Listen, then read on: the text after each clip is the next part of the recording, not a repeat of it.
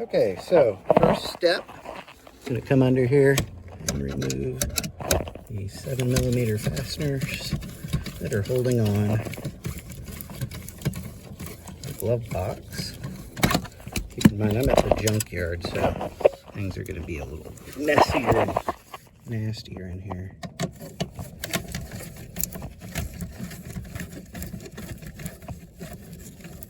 Alright. Okay, so got that out. Open the glove box. And normally there is a retainer that somebody has busted it off. A little plastic clip that you just push up and out of its holder. I'll have to go film that elsewhere. So anyways, once you get past that, you just need to remove this panel, which you can see is just held in with a couple of clips that you can use a pry tool to use. I typically have just done this with my hands and they fall out.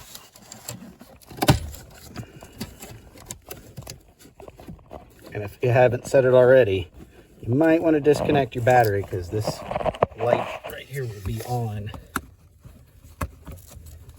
That is your footwell light where you can take the bulb out and not worry about it. Oh look, somebody put in a fancy LED.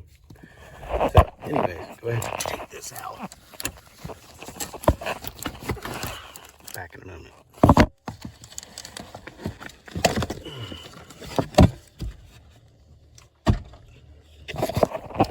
So now that you have that out of the way, your next step is going to be to remove the airbag. So to do that, you want to first of all pull.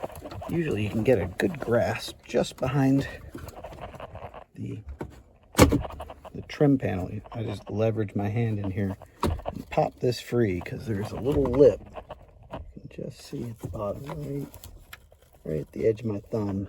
So you have to have this kind of loose. And then you have two 8mm bolts that hold this in, one there and one there. And to take this dampener off, that's this right here with the clip, what you do is you lift it up a bit and you push down, lift up on the glove box a bit, and you push down on the clip, and you'll notice it just popped out.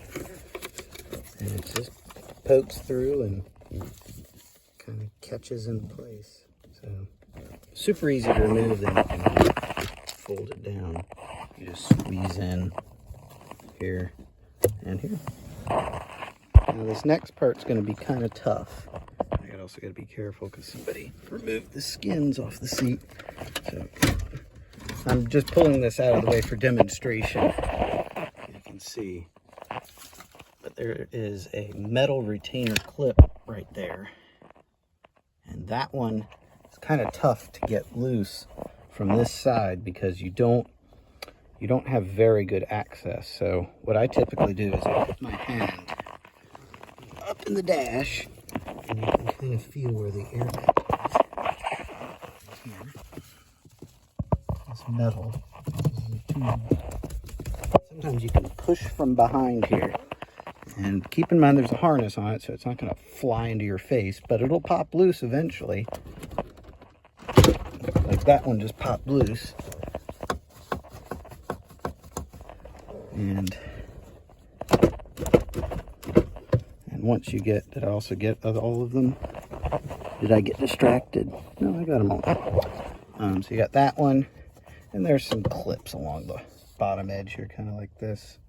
So you just got to get your hand behind and push it out. There's no real secrets. It's just force and time and praying. That's about it. Okay, so what I ended up doing was popping the clips along here that are loose. You can see there's a little retainer there and there. And what I ended up doing was getting behind it and just oscillating it back and forth.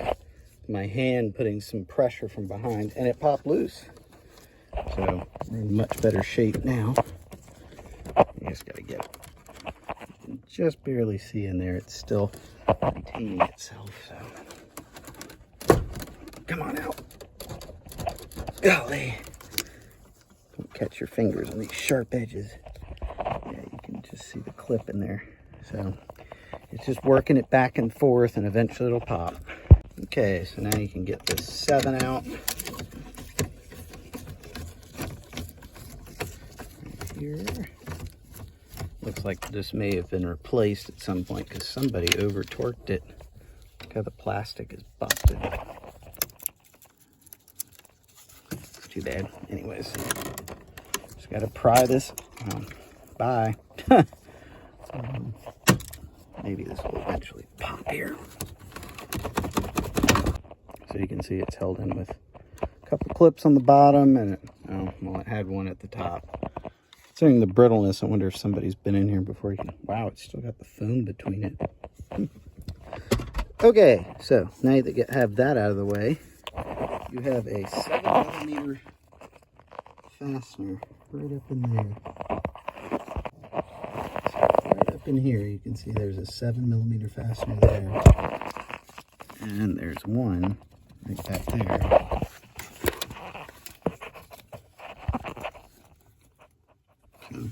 Get a ratchet and take those out. Just remember when you're doing this, the screw that has kind of a coppery type finish with the coarse threads, that means it's going into plastic. If it's going into one of these metal clips, it's going to be that kind of screw thread. Because even if you take the this one with the coarse threads, it'll catch eventually, but you'll strip the threads completely and it won't work. And then this will fit in the other hole, but it'll easily rip out, so don't mix them up. So anyways, you can now see, of course, the vent here is nice and loose. So we got that working to our advantage, but I still need to get this more room. So there's an 8mm there, and if I take this down,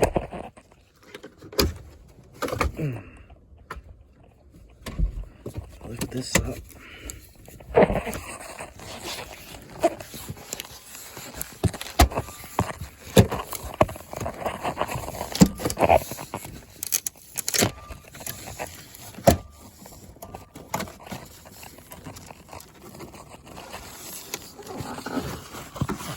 You can see the 10mm back there, right there.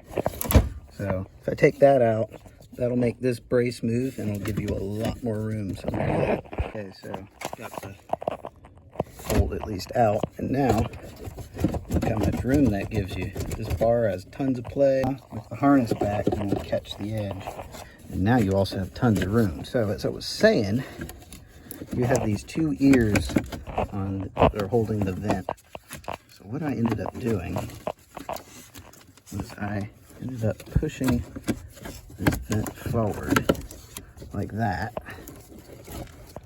Watch the harness here and pick it up, and notice how it popped off there. So now you got all this flex. So now we got to get these ears back in. So you got an ear back here, and I say ear, I mean the appendage coming off of the vent. So since you have all this flex now, there's a harness back there, so you only push it so far. You should be able to work this.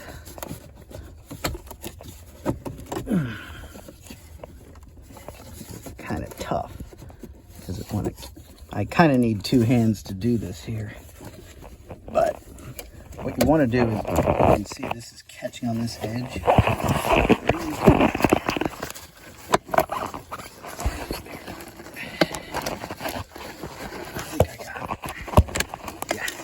See, now I got the vent behind it, so now you can work this down.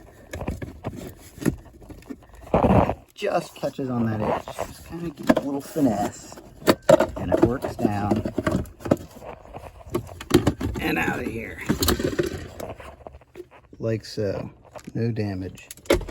So now with that out of the way, then have very good access. I'm sorry about the trajectory, but look, there's the two hold downs for the blender actuator, so that's kind of handy. And then I figured out, well, how can I make this wing here for this vent maneuver? And I noticed when you look up there, there's an 8mm that goes there, one of these coarse threaded ones. So I took that out, and suddenly the plastic is a lot more flexible, which allows you to gain access to the third hold down, which I'm not sure if it's going to show. Oh yeah, there it is. And you can also see the arm that this is supposed to be working on. So with all of that out of the way, now you can get your replacement in. The hardest part, of course, is going to be getting that actuator captured on the arm for the box. So what you can do, because of that design, you'll notice it has a track it rides in. So it'd be best to center the pin on the track first, and then you can rotate it into position, remembering, because you can see the witness marks here, nobody's home there, but somebody's home there, there, and there.